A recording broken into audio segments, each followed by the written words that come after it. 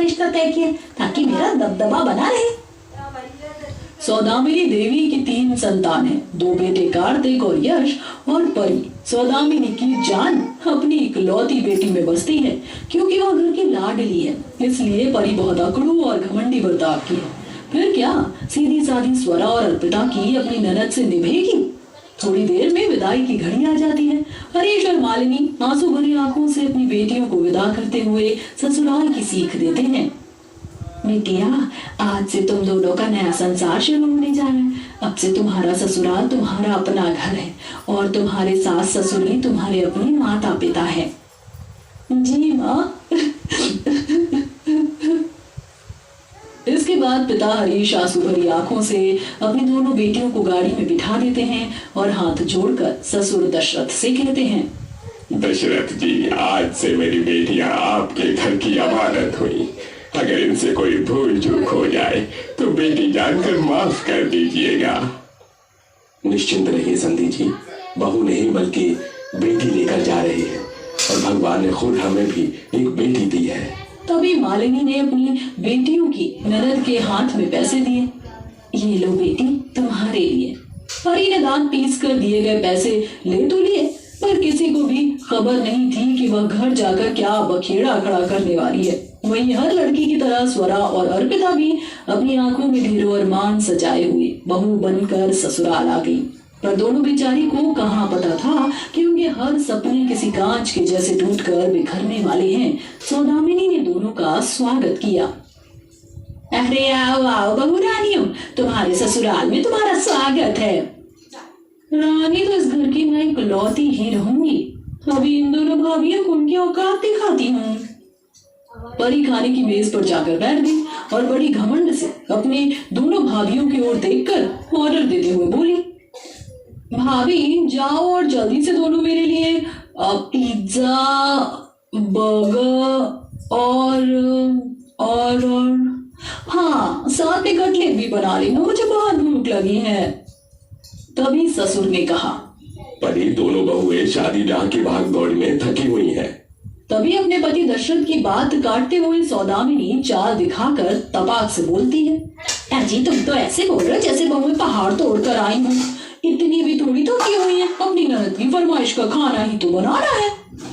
जी माँ जी, हम बना देती हैं। बेचारी दोनों बहुएं शादी के जोड़ी में रसोई में आकर ननद की फरमाइश का खाना बनाने लगी। तभी स्वरा ने बड़बड़ाते हुए कहा, दीदी, हमारी ननद तो बड़ी नखरीली है और माँ जी की लाडली भी। जाने दो ना स्वरा, कोई बात नहीं। फिर दोनों ने परी को खाना परोस दिया। फिर जैसे वो कमरे में जाने लगी तभी वह इतरा कर घमंड दिखाते हुए बोली, अरे ओ मेरी प्यारी भाभियों, कहाँ जा रही हो? यही खड़ी लो जब तक मैं खा नहीं लेती।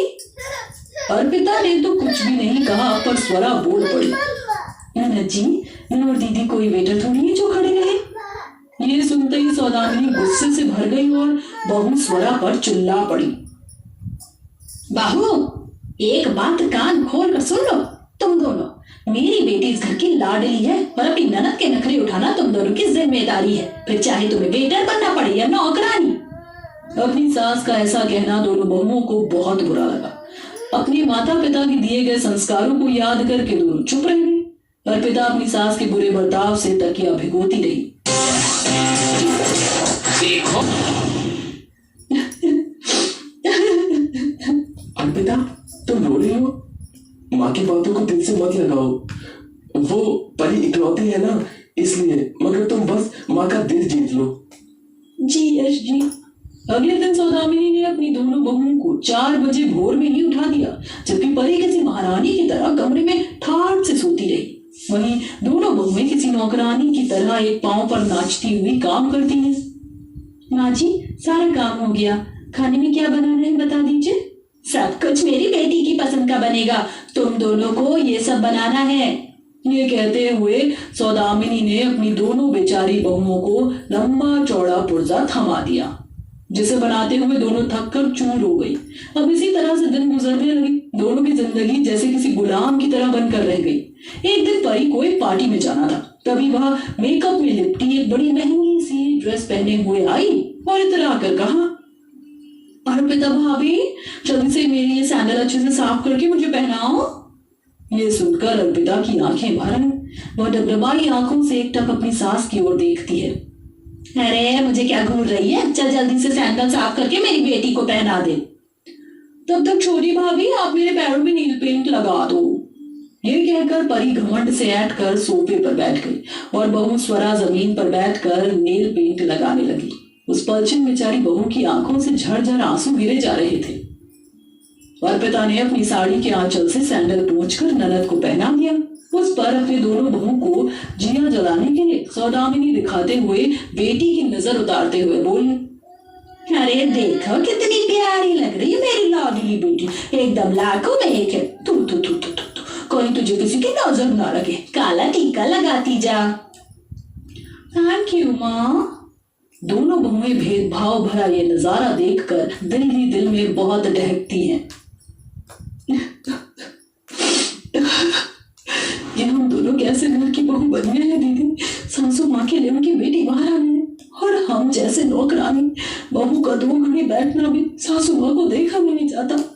तभी अर्पिता ने भराए मन से कहा, जानी रे स्वरा, तू देखना एक ना एक दिन माँ जी को हमारी कदर भी होगी। हरदन के साथ सौदामिनी का अपनी बहू बेटियों के बीच बढ़ता फर्क देखकर ससुर दशरथ ने कहा, भाग्यवान ये तुम बहू के साथ ठीक नहीं कर रही हो। अरे बहुएं तो घर आंगन की लक्ष्मी होती है और तुमने उन्हें अपनी बेटी की नौकरानी बना रखा है। ये सुनकर सास बौखला सी गई। देखो जी, तुम उन दोनों की तरफदारी मत करो। बहू कभी बेटी नहीं बन सकती और बहुओं की लगाम खींच कर रखनी पड़ती है, वरना घर बिगड़ते देर नहीं लगती। तुम क्या चाहती हो कि मैं इन दोनों को महारानी बना दूं ताकि ये मेरी बेटी को हुक्म चलाए? कभी नहीं। लाडलेपन की आड़ में सौदामिनी अपनी बेटी को छूट देती ही जाती है। अब तो हर दूसरे दिन पार्टी करना उसकी आदत बन जाती है। एक दिन वह अपनी बहुत ही अमीर सहेलियों को घर बुलाती है। आओ ना कीर्ति, आओ मोना, कहा तुम बैठो, मैं अभी आई। परी किचन में आती है। भाभी मेरी कुछ फ्रेंड्स आई हैं, कुछ अच्छा सा बना कर ले आओ। जी अच्छा ननद जी। दोनों बहुएं नाश्ता और बहुत कुछ बना कर ले आती हैं। परी, who was she? तुमने इनसे हमें इंट्रोड्यूस नहीं कराया। ये दोनों कोई खास थोड़ी है, बस समझ लो मेरी नौकरानियां हैं। परी ने अपनी दोनों भाभियों को नौकरानी बतला दिया, फिर भी वह बिना किसी उल्फ के खातिर भाव करती रही। तभी परी की माँ आ जाती है। बकायदा उस दिन वह साधारण भेष में होती है, इसलिए परी अपनी माँ से भी नजर फेर लेती है। अरे परी बेटा, मुझे भी तो अपनी सहेलियों से मिलवा। इन्हीं ने मेरी इज्जत का कचरा करना है। परी, क्या ये तुम्हारी माँ है?